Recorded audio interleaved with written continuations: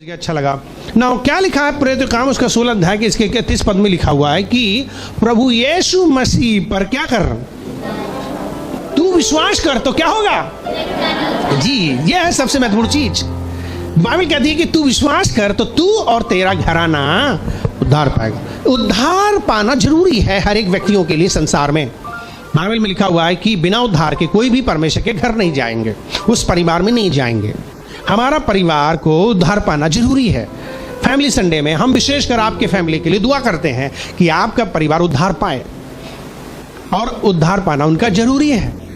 क्या मतलब है कि जिनके घर में रहे, जिनके साथ सोए खाए पिए एक दिन रात दिन, लेकिन जब मरे तो सब तितर बितर, कोई नरक में पड़ा है, कोई स्वर्ग में पड़ा है।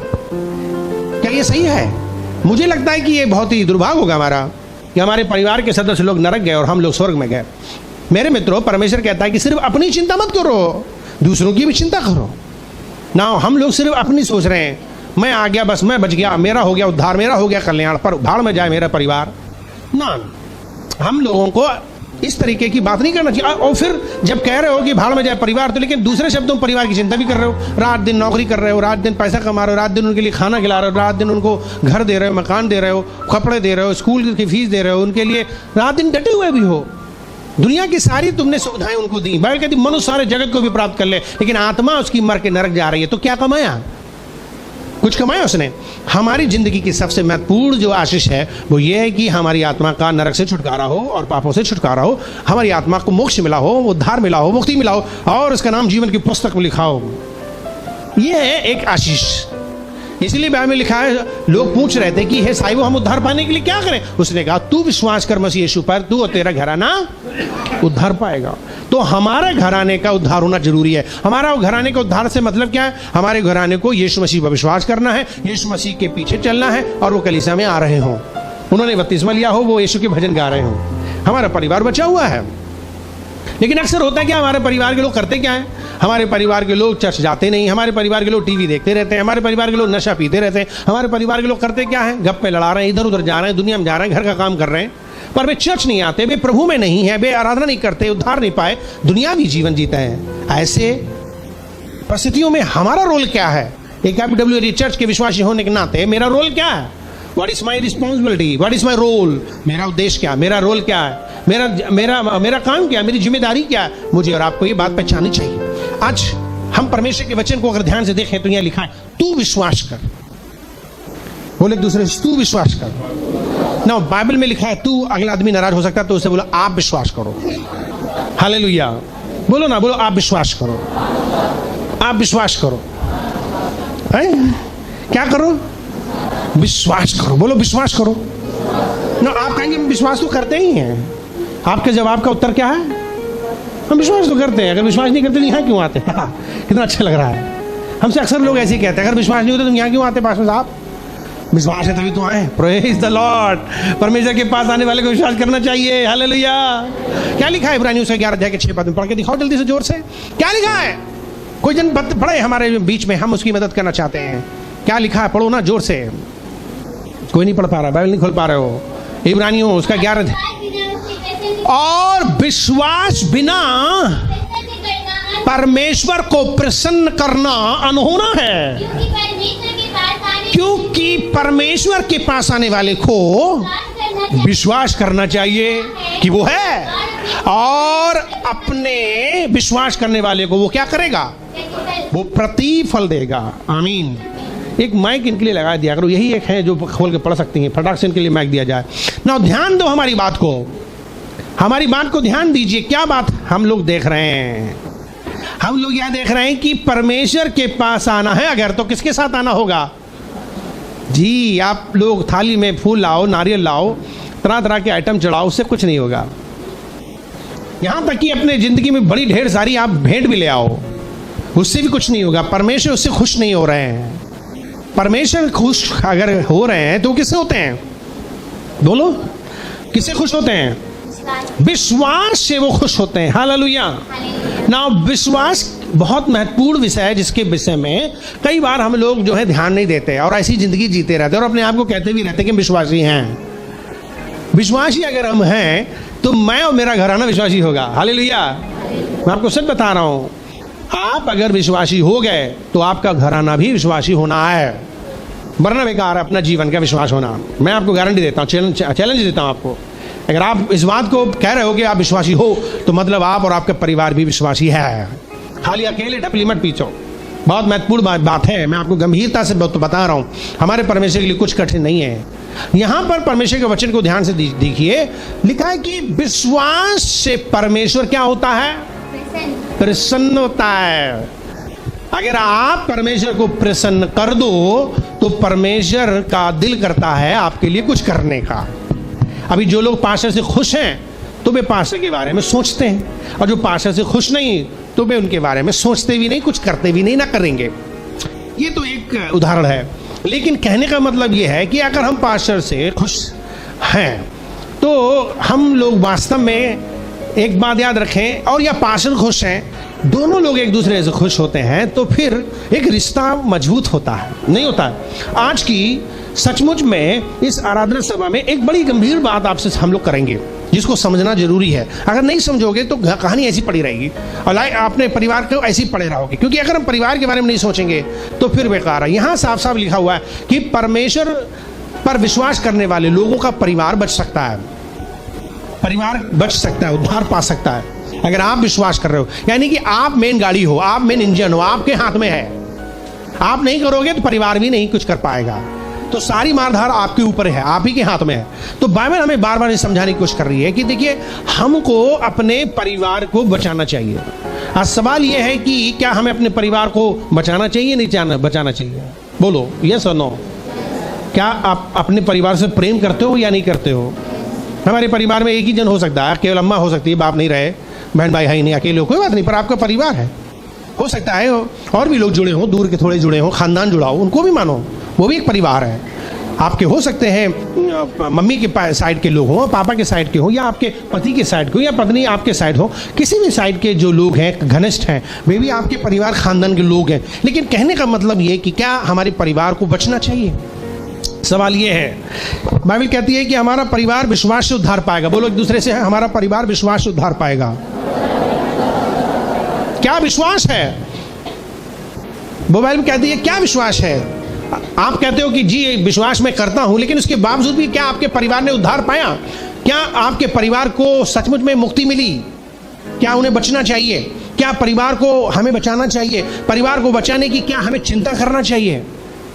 अगर हम अपने परिवार की चिंता नहीं करेंगे तो हम उनको वास्तव में नहीं बचा पाएंगे। हमें परिवार की चिंता करना चाहिए, इसमें कोई शक नहीं है। बोले एक दूसरे से, हमें परिवार की चिंता करनी चाहिए, कोई शक नहीं है। बाइबल कहती है पहला तीमुथियुस उसका 5 अध्याय के 8 पद में, पहला तीमुथियुस के 5 अध्याय के 8 पद में क्या लिखा है? पहला तीमुथियुस के 5 अध्याय के 8 पद में कोई जन निकाल के पढ़े, हमारी मदद करे। पहला तीमुथियुस का 5 अध्याय उसके 8 पद में, यदि कोई अपनों की और नीच करके अपने घराने की चिंता न करे तो वह विश्वास से मुकर गया है और विश्वास से भी बुरा बन गया है। आप सोचो, आप डंका बजा रहे हो कि आई एम ए बिलीवर, हम विश्वासी हैं। आप डंका बजा रहे हो कि आप कौन हैं? आप विश्वासी हो। लेकिन यहाँ पे प्रभु का वचन क्या कह रहा है? यहाँ पे प्रभु का वचन कह रहा है कि पर यदि अब कोई अपनों की और नीच करके अपने घराने की चिंता ना करे तो वो विश्वास से मुकर गया है और अविश्वासी से भी बुरा बन गया है। आपको प्रभु ने मसीह बनाया, विश्वासी बनाया, ताकि आप अपने परिवार को बचाओ। आप अपने परिवार को बचा नहीं रहे हो, आप उनको नरक में ढकेल रहे हो। बाइबल कहती है ये तो अविश्वासी से भी बुरा आदमी है। जो लोग सच्चाई को जान गए और सच्चाई बांट नहीं रहे हैं, जो लोग अपने परिवार की मदद नहीं कर रहे हैं, तो याद रखो ये खतरनाक बात है। और इतनी खतरनाक बात है कि बाइबल कहती है कि वो विश्वास से मुकर गया है, वरन वो अविश्वासी से भी बदतर है। अगर हम अपने परिवार को नहीं जीत रहे, नहीं बचा रहे, ना उनके लिए कुछ प्रयास कर रहे हैं, तो ये आपके जीवन का सबसे बुरा एक्चुअली हिसाब किताब आपको देना पड़ेगा। क्योंकि जब स्वर्ग में जाओगे तो बाइबल कहेगी मैं खून का लेखा मैं तुझी से लूंगा, क्योंकि तुझे मैंने उद्धार दिया, तुझे मैंने मुक्ति दी, तुझे मैंने बचाया, ताकि तुम इनको भी बचाओ, इनको भी बताओ। कभी कभी कुछ लोग प्यार से बचते हैं, कभी कभी कुछ लोग डांट से बचते हैं, और कभी कभी किसी से नाराज होकर के भी बचाया जा सकता है। हर तरीके से उन्हें जीता जा सकता है। प्यार ज़्यादा जरूरी है, आपको बहुत कीमत चुकानी पड़ेगी। लेकिन अक्सर होता क्या है कि हम अपने परिवारों की चिंता नहीं करते, लेकिन कर कहाँ रहे कि रोटी खा ले लाल, है खूब खा इतना खा कि मर जा।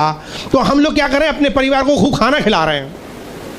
खाना खिलाने के लिए रात दिन उसको कमाने जा रहे हैं, नौकरी कर रहे हैं, बिजनेस कर रहे हैं, हम लोग रात दिन पैसा कमा रहे हैं, खूब माल खिला रहे हैं। बेटा तू माल खा, बेटी तू माल खा, अम्मा तू ये खा ले, पकौड़े खा, तू ये ना सीखे हुए खा। हम उनको बढ़िया बढ़िया पकवान खिला रहे हैं और खिला करके उनको बीमार कर रहे हैं, उसके बाद अस्पताल ले जा रहे हैं और उसके बाद वो टपक जा रहे हैं। अब सोचो थोड़ी देर के लिए, हमने कभी उनको नहीं कहा कि उपवास करो, हमने उनको कभी नहीं कहा कि उपवास करो जिससे जीवन मिलता है, जिससे शक्ति मिलेगी। बाइबल कहती है दुष्ट आत्माओं से जिनको छूटना है, पापों से जिन्हें छूटना है, उनके लिए उपवास प्रार्थना करनी पड़ेगी। आपको एक उदाहरण मालूम होगा कि एक बार एक बुजुर्ग आदमी थे, उनके लड़के के ऊपर दुष्ट आत्मा थी और वो चेलों के पास लाए तो चेले लोग मां जय जयकार के नारे मारे और उनको निकाले, वो नहीं निकाल पाए। यीशु मसीह जब आए तो यीशु मसीह से उस पिता ने कहा कि मैंने तेरे चेलों से कहा था कि तू इनको चंगा कर दे, लेकिन वो कर नहीं पाए, लिहाजा तू कुछ कर सकता है। तो यीशु मसीह ने उस दुष्ट आत्मा से पीड़ित को आजाद किया और चंगाई मिली और वो ठीक हो गया। जब वो घर में गया, यीशु मसीह जब घर में गया तो चेलों ने पकड़ा कि प्रभु हम क्यों नहीं निकाल पाए दुष्ट आत्मा को। तो उन्होंने कहा ये दुष्ट आत्मा बिना उपवास प्रार्थना के कभी नहीं जाती है, क्योंकि जब आप उपवास प्रार्थना करते हो तो परमेश्वर की संगति में करते हो और उससे शक्ति पाते हो, और जब शक्ति आपके अंदर होती है तब शैतान भागता है। आप सोचो कि आपका बाप चेंज हो जाए, आप सोचते हो आपकी अम्मा चेंज हो जाए, आप सोचते हो कि आपके भैया चेंज हो जाए, आपके पति चेंज हो जाए, पत्नी चेंज हो जाए, और आप कुछ करते भी नहीं हो। बड़ी अजीब कहानी है। आप शैतान से छुड़ाना चाहते हो और आप कुछ कर भी नहीं रहे हो। बाइबल कहती है कि वास्तव में मुझे उनके लिए सचमुच में प्रार्थना करनी चाहिए, उपवास करना चाहिए, मुझे कीमत चुकानी चाहिए, मुझे चिंता करनी चाहिए। तो बिना चिंता किए आप अपने परिवार को बचा नहीं सकते। और याद रखो, अगर आपने अपने परिवार को नहीं बचाया तो बाइबल कहती है कि लेखा मैं तुम्हें से लूंगा, डंडे तो मैं मारूंगा तुम्हारी। तो याद रखो, बच नहीं सकते, वो एक दूसरे से बच नहीं सकते। अगर मेरी अम्मा नहीं आई, मेरा अब्बा नहीं आए, मेरे पति नहीं आए, मेरे पत्नी आई, हिसाब किताब प्रभु मुझसे लेगा। अगर आपने कीमत चुकाई हो, आपने पिटाई खाई हो अपने आदमियों से प्रचार के खातिर, तब तो बच जाओगे। अगर उन्हें गर्दन भी दबाई होगी तो भी तुम बच जाओगे।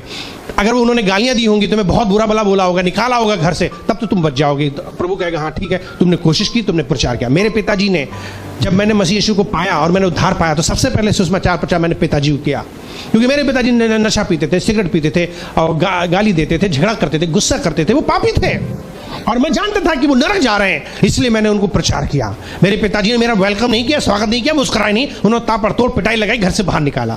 लेकिन 3 साल मैंने उनके लिए उपवास प्रार्थना की। वक्त ऐसा आया कि परमेश्वर ने अपना काम किया और उनके जीवन को बदल दिया, उनका उद्धार हो गया, उनके पाप क्षमा हो गए और वो विश्वासी बन गए, सदस्य बन गए और वो पास्टर भी बन गए। हालेलुया। कैसे है संभव? कीमत चुकानी पड़ती है, गालियां सुनना पड़ता है, जूते खाने पड़ते हैं, पिटाई खानी पड़ती है, तब जाके कोई आत्मा बचती है। हमारा उद्धार ऐसे थोड़ी हो गया। यीशु ने भी पिटाई खाई, गालियां खाई, थुकवाया, तब हमारा उद्धार हुआ है। और हम सोच रहे हैं कि दूसरे को उद्धार ऐसे हो जाए, कभी नहीं होगा मेरे मित्रों। उसकी कीमत चुकानी पड़ेगी। एक दूसरे से बोलो, कीमत चुकानी पड़ेगी। हमारी कलीसिया इस प्रकार की कलीसिया भी नहीं है कि वो इस तरीके से जूते खाए, गाली खाए। अभी हमारी कलीसिया बड़ी आरामदायक लाइफ जी रही है। हम अपनी कलीसिया की सारी हरकत जानते हैं, एक एक विश्वासी की हरकत जानते हैं। वो सिर्फ आरामदायक जिंदगी जी रहा है, बस किसी से गंभीरता से सुसमाचार प्रचार नहीं कर रहा और ना किसी के पीछे पड़ा, ना किसी को जबरदस्ती करता है और ना कोई कीमत चुकाता, ना कोई अपनी जान भी देने के लिए तैयार है। बाइबल कहती है जो कोई भी मेरे सुसमाचार प्रचार के लिए अपनी जान देगा, मैं उसे बचा के रखूंगा, और अगर कोई मेरे सुसमाचार प्रचार से मुकरेगा और अपनी जान को बचाएगा, वो मर जाएगा। याद रखो, सच्चाई है। क्या चाहते हो? मरना चाहते हो, जीना चाहते हो? बोलो एक दूसरे, मरना चाहते हो, जीना चाहते हो? बोलो जोर से, मरना चाहते हो, जीना चाहते हो? चिल्ला के बोलो मेरे तरह। मैं बता रहा हूं, मैं बता रहा हूं, मेरी आवाज अगर आप एहसास कर सकते हो तो मेरे अंदर खुद जलन मच रही है। आपको लग रहा है कि मैं कितना जलन मचा हूं मेरे, क्योंकि हम लोग बड़े ढीले ढाले टाइप के लोग हैं। हमें पता है हमारी FWG कितनी सिर्फ मौज मस्ती में लगी हुई है, बस जुगाड़ों में लगी। नौकरी मिल जाए, पैसा मिल जाए, नौकरी मिल जाए, बीवी मिल जाए, औरतें मिल जाए, बस इसी चक्कर पड़े हुए हैं। लेकिन ये मत समझ में नहीं पा रहा है कि दुनिया का अंत होने वाला है और हमारी मौत होने वाली है, हम मरने वाले हैं। इसकी चिंता नहीं कर रहे हो, ना अपने परिवार की चिंता कर रहे हो, बस संसारिक जिंदगी में लगे हुए हो। कहाँ मिल जाए खा लें, क्या मिल जाए पहन लें, कहाँ मिल जाए घर रह लें, कौन सी गाड़ी मिल जाए, कौन सी मुर्गी मिल जाए, बस ये चक्कर पड़े हो। लेकिन हम आत्माओं के चक्कर में नहीं पड़े हैं। ये गलत बात है, ये अपराध है अगर हम आत्माओं को बचाने के लिए अपना जिंदगी को अर्पण नहीं कर रहे हैं। मेरे मित्रों, मैं तो कह रहा हूं, पड़ोसी और दुनिया की आत्मा तो छोड़ो, अपने परिवार की तो चिंता करो। आमीन। नूह को देखो, जिसने कैसे अपने परिवार को बचाया। उसने डंडे मारे, चल मेरे साथ नाव बनाओ, जब बंगो चलो लग जाओ, है बच्चों भी तुम लग जाओ, ऐसे उठाओ अपने बच्चों को, तब जाके लोग आएंगे। आप छोड़ रहे हैं उनके हाल पर, तो क्या होगा? परमेश्वर नहीं चिल्लाएगा, परमेश्वर बम फेंका, सब नाश हो जाएंगे। आपको रखा था कि आप डांटो और आप बचा लो किसी को। आप समझने की कोशिश कर रहे हो, नहीं कर रहे हो? कैसे हमें बचाना चाहिए? लूत, अब्राहम के जो भतीजे थे, वो लोग सदोम अमोरा में मजे ले रहे थे, पाप की दुनिया में फंसे थे। कई बार उनको बोला निकलो निकलो निकलो, लेकिन क्या हुआ? सिर्फ इब्राहिम के बार बार गिड़गिड़ाने की वजह से सरदूत तो मजबूर थे, जबरदस्ती इनको गिरेबान पकड़ के इस तरीके से खींच के निकाला। पढ़ो बाइबल, अगर आपने पढ़ी हो, अगर आपके पास टाइम कहाँ है बाइबल पढ़ने के लिए, दुनिया भर को जानकारी है लेकिन बाइबल की कोई जानकारी नहीं। दुख है इस बात का, इसलिए नहीं तो पागल होते मसीह यीशु के लिए। आप ध्यान रखो क्या है बाइबल में लिखा हुआ है कि वहां पर लूत को और उसके परिवार को खींचा, जैसे कोई मरी लाश को खींचते हैं, ऐसे खींच के लेकर आ गए। और जैसे ही उनको निकाला वैसे ही सदोम अमोरा में आग लग गई, पूरा तहस नहस हो गया। लेकिन औरत मानी नहीं। कौन? लूत की पत्नी मानी नहीं, अपने घर परिवार दुनिया की वो जो वहां का जो छोड़ के आई थी उसको देखने के लिए मजबूर थी। अब बाइबल कहती जैसे उसने मुड़ के देखा, खुदा का कहर बरसा, गुस्सा आई, और कहर की वजह से उसके ऊपर ऐसी आग गिरी कि वो नमक का खंबा बन गई। आज तक वो नमक का खंबा बना हुआ है। खुदा बहुत नाराज होता है। खुदा चाहता है कि सचमुच में तुम निकलो संसार से, दुनिया से, पाप से, संसार के लोगों से। लेकिन हम लोग बहुत मौज मस्ती की जिंदगी जी रहे हैं। हम लोग बस केवल अच्छा घर मिल जाए, अच्छा खाना मिल जाए, अच्छे कपड़े मिल जाए, अच्छी नौकरी मिल जाए, अच्छे परिवार मिल जाए, अच्छी बीवी मिल जाए, अच्छा आदमी मिल जाए, इसी के जुगाड़ में और कुछ नहीं है हमारी जिंदगी का मकसद। अगर है मकसद हमारा तो परिवार खानदान के साथ हमारे चर्च में आओ। मसीह यीशु देख के बड़े खुश होंगे। वो आपका परिवार देखना चाहते हैं, वो आपकी बीवी देखना चाहते हैं, वो आपके पति देखना चाहते हैं, वो आपके अम्मा देखना चाहते हैं, वो आपके अब्बा देखना चाहते हैं, वो आपके भाई बहन, आपके परिवार के खानदान के लोग भी चाहते हैं कि आपके साथ आराधना और उसकी स्तुति कर रहे हैं। कितने लोग आमीन जोर से बोल सकते हैं? क्या है आपके अंदर चिंता और बोझ? आपके परिवार को बचाने की या सिर्फ अकेले स्वर्ग जाने की है? स्वार्थी मत बनो। बोले एक दूसरे स्वार्थी मत बनो। इतने स्वार्थी ना हो कि सिर्फ अपने बारे में सोच रहे हो, मुझे दूसरों के बारे में भी सोचना चाहिए। अगर मसीह यीशु से जरा सा भी रिश्ता है तो मसीह की बात पहचानो। हमें उनको बचाना होगा, भले चाहे पिटाई खाए, भले चाहे गालियां खाएं। एक दिन होगा, 2 दिन होगा, एक दिन रियलाइज करेंगे यार ये कितने अच्छे हैं, ये कितने बढ़िया हैं, दुख उठाते हैं, इनके अंदर मसीहत है। पर हम लोग क्या करते हैं? हम लोग जो है उनसे लड़ते हैं। हम लोग क्या करते हैं? उनसे हमेशा लड़ाई करेंगे, हमेशा गलत पिक्चर दिखाएंगे, तो उनका उद्धार कभी नहीं होगा। लोग जान लें कि अब WAG चर्च अच्छी शिक्षा देता है, अच्छे पास्टर है उनके, यार इनकी भाषा ठीक है, इनकी बोली ठीक है, इनके अंदर प्यार है, इन्हें गाली देते कुछ नहीं कहते, इन्हें मारते कुछ नहीं कहते, बल्कि ये क्षमा करते हैं, बल्कि ये मदद करते हैं, बल्कि ये चाय पिलाते हैं, बल्कि ये खाना खिलाते हैं। कितना भी मारो पीटो लेकिन मसीह की जय जयकार करते हैं, घुटने टेक के दुआ करते रहते हैं, भजन कीर्तन गाते रहते हैं घर में, और फिर उसके बाद फिर हमारे लिए चाय बनाते हैं, फिर हमारे लिए खाना पकाते हैं, फिर हमारी मदद करते हैं। अगर ऐसे हमारे स्वभाव हो जाएंगे तो लोगों का दिल पे लग जाए, कहेंगे वास्तव में तुम्हारे अंदर मसीह रहता है, चलो तुम्हारा चर्च कायम वहीं चलेंगे। हालेलुया। हम समझ रहे हो नहीं समझ रहे हो? ऐसे आत्मा नहीं बचेंगी, ऐसे हमारा परिवार नहीं बचेगा प्यारे भाई बहनों, जब तक हम खुद स्वयं की चिंता नहीं करेंगे। तो बाइबल कहती तुम्हें चिंता तो करनी पड़ेगी। ये विश्वास बहुत जरूरी है। अगर हमारे अंदर वास्तव में विश्वास है, बाइबल कहती है कि तू और तेरा घर उद्धार पाएगा, तो ये भविष्यवाणी है। ये भविष्यवाणी हो चुकी है कि तुम्हारा उद्धार होना ही है परिवार का। लेकिन आपको सचमुच में विश्वास करना चाहिए। कई बार क्या होता है ना कि जब हमारे अंदर विश्वास नहीं होता है तो हम इसीलिए रिस्क नहीं लेते, टेंशन नहीं लेते, और ना हम मेहनत करना चाहते हैं क्योंकि विश्वास नहीं है। अगर हमें विश्वास होगा तो यकीनन परमेश्वर खुश होंगे और वो आपके परिवार को बचाएंगे। ये विश्वास भी ना एक बहुत महत्वपूर्ण विषय है, यानी कि ये सबके यहाँ बस की बात भी नहीं है। विश्वास कहने से नहीं मिलता है, करने से नहीं मिलता है। विश्वास कहीं बिकता भी नहीं है कि चलो यार अब हमारे परिवार को बचाना है तो विश्वास इतना इंपॉर्टेंट, लाओ विश्वास ही ले लें। कहाँ मिलेगा पादरी साहब, बताओ जरा विश्वास। सॉरी, विश्वास कहीं बिकता नहीं है ना। विश्वास हमारे पास है आपको देने के लिए। हम आपके बदले विश्वास भले कर ले, लेकिन परमेश्वर आपसे उम्मीद करता है कि आप विश्वास करो।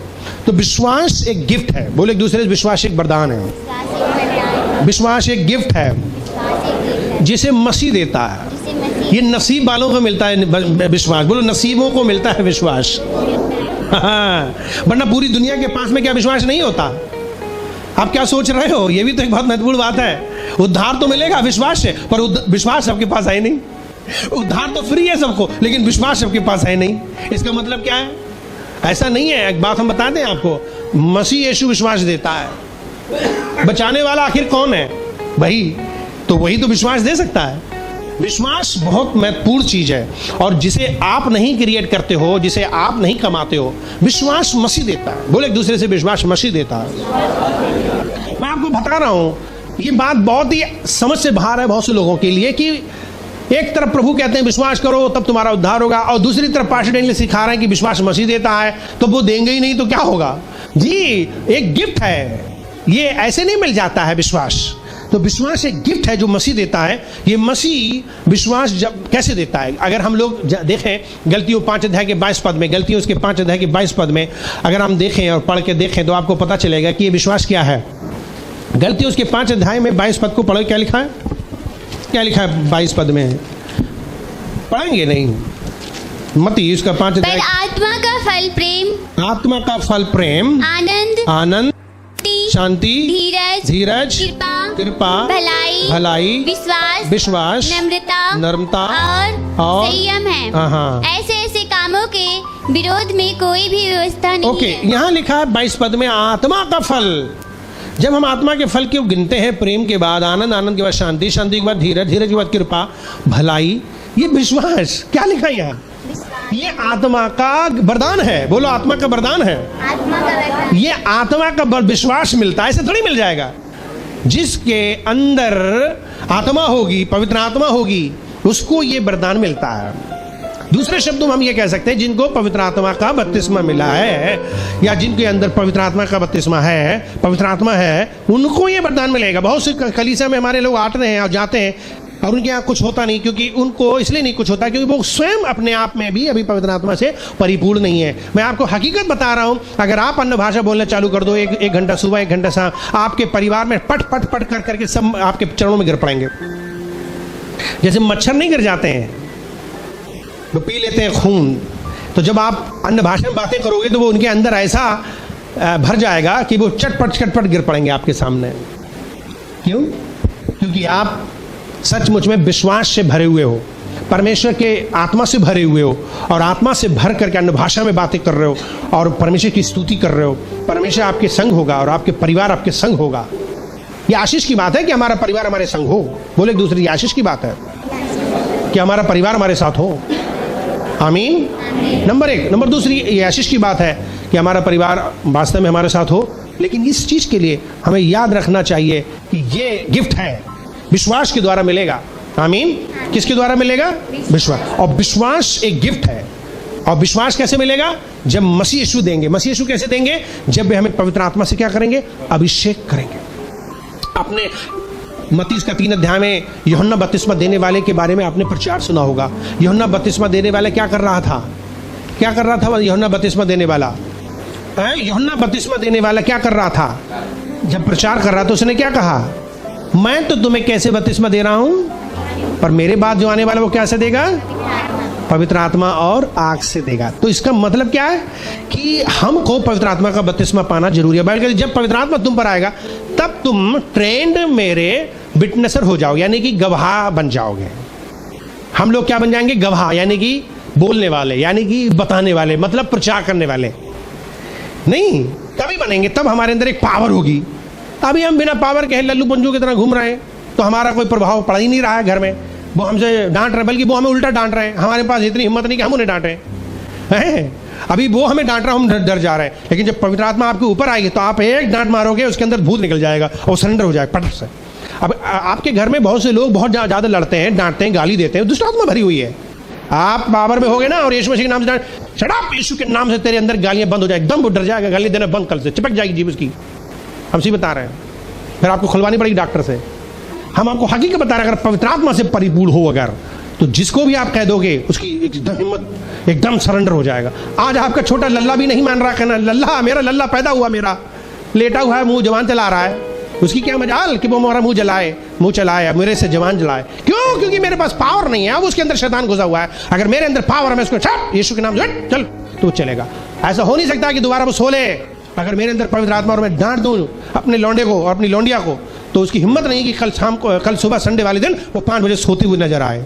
मैं आपको इतनी बता रहा हूँ, इतना कॉन्फिडेंस होना चाहिए अपनी जिंदगी का कि मजाल है कि मेरे बच्चे सो जाए संडे वाले दिन, मैं डांटूं पकड़ूंगा और एक ही बार में समझा देंगे पवित्र आत्मा में, तो वो कहना मान लेंगे हमारे। फिर हम लोगों क्या लल्ले सो रहे हैं, हमारी जो है घर में और सब सो रहे हैं, पवित्र आत्मा की आग नहीं लगी, हमारे परिवार मर रहा है, हमारे लोग नरक में जा रहे हैं, हमें उनकी चिंता ही नहीं है। मेरे मित्रों, उद्धार पालेंगे वो लोग, बपतिस्मा पालेंगे, आपका सपोर्ट बनेंगे, आपकी ताकत बनेंगे, आपका घर में खुशहाली आएंगे, आपके घर में आनंद आएगा। लेकिन क्या कर रहे हैं? वो शराब पी रहे हैं, आप डांट नहीं पा रहे हो। अगर जिस दिन पवित्र आत्मा से भरे हुए एक डांट मार दी आपने, तो मैं सच बता रहा हूं, उसकी बोतल ना टूट जाए तो कहना चकनाचूर हो जाएगी, हाथ से गिर जाएगी।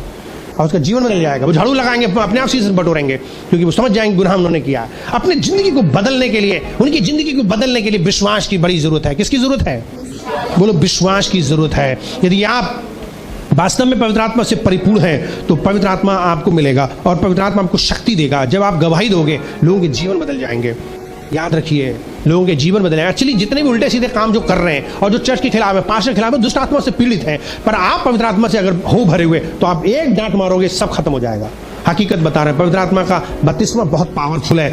इसलिए मुझे और आपको पवित्र आत्मा का बपतिस्मा पाना चाहिए। अगर नहीं मिला तो उसके पहले चक्कर में पड़ जाओ। तो अब क्या है? अब दूसरी चीज यहां पर आ जाओ। बाइबल कहती है जो कोई विश्वास करे, बाइबल कहती है जो कोई विश्वास करे मेरे पास आए, मैं उसे वास्तव में क्या करूंगा? जीवन का जल दूंगा। वो कहता है जो प्यासा वो मेरे पास आए।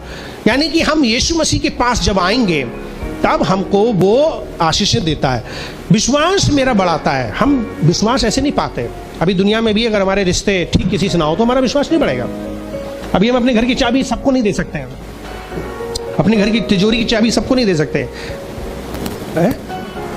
सबको नहीं दे सकते। यहां तक कि पास्टर को भी लोग नहीं देना चाहेंगे, भले चाहे पास्टर कितना ही प्रचार बढ़िया करते हो, लेकिन अपने घर की चाबी, तिजोरी चाबी नहीं दे। लोग अपना एटीएम कार्ड फटाक से मुझे नहीं दे देगा, ना वो पिन नंबर दे देगा, लोग छुपा कर देंगे, ऐसे पैसे देंगे, क्योंकि विश्वास नहीं है पास देने पर कि यार हम उनको अपने एटीएम कार्ड क्यों दे दें, क्यों हम भैया उनको अपने नंबर पिन बता दें। हम वास्तव में जब लोगों से विश्वास करेंगे तो हम कहेंगे पास्टर जी ये लीजिए एटीएम कार्ड और जाइए, ये नंबर है और आप पैसे निकालिए और लीजिए और यूज कीजिए, हालेलुया। लेकिन हम लोग क्या एटीएम छुपाते फिरेंगे उनसे। किसको देते हैं हम अपने एटीएम? जिन पर हम भरोसा कर रहे हैं। किसको देते हैं अपनी तिजोरी की चाबी? जिन पर हम अपना। लेकिन भरोसा कैसे बनता है? कैसे बनता है? एक दिन में बनता है या कई दिन में बनता है? वर्षों में बनता है या तुरंत बन जाता है? कैसे बनता है? धीरे धीरे। देखो कितना अच्छी बात कह रहे हैं, धीरे धीरे बनता है। कैसे बनता है? धीरे धीरे। धीरे धीरे का मतलब क्या? कब बना धीरे धीरे? विश्वास धीरे धीरे कब बना? जब हम उनसे मिले, जब हम उनके साथ गए, हम उनके साथ उठे बैठे, हमने उनकी सुनी, उन्होंने हमारी सुनी और उनका व्यवहार हमारे संग हमेशा अच्छा रहा, पटती रही कहानी, नहीं? तब जाकर के हमारे विश्वास बढ़ा। आज मसीह यीशु के साथ लोगों का संबंध तो है ही नहीं, यीशु के साथ चलते ही नहीं है, यीशु की बात मानते ही नहीं, यीशु उनकी जिंदगी का मुखिया है ही नहीं, यीशु उनका मालिक है ही नहीं। यदि आज आपने परमेश्वर के वचन को सुना है और सुनकर के ये वास्तव में विश्वास करते हो कि यीशु मसीह आपकी जिंदगी को बदल सकते हैं, यही मार्ग, यही जीवन और यही सच्चाई, अगर इसी में आपको आशा नजर आ रही है तो आज यीशु मसीह पर विश्वास कर लीजिए, अपना दिल खोल लीजिए। वो आपके दिल में आकर आपका उद्धार कर सकते हैं, आपके पाप क्षमा कर सकते हैं। आपको क्या करना है? एक छोटी सी प्रार्थना करनी है। क्यों ना आप दिल खोल लीजिए, क्यों ना अपनी आंखें बंद कर लीजिए और हाथ जोड़ लीजिए। घुटना टेकना चाहें घुटने टेक लीजिए, उसके पास नर्म और दीन होकर के आ जाइए और एक छोटी सी दुआ कीजिए, एक छोटी सी प्रेयर कीजिए। क्या आप मेरे साथ एक छोटी सी प्रार्थना करना चाहेंगे? यदि यस, यदि हाँ, तो आइए अपनी आंखें बंद कर मेरे पीछे प्रार्थना करें। मेरे पीछे प्रार्थना बोलिए। प्यारे प्रभु यीशु मसीह, मैं धन्यवाद करता हूँ आज के दिन के लिए, आज के वचन के लिए जो मैंने आज सुना है।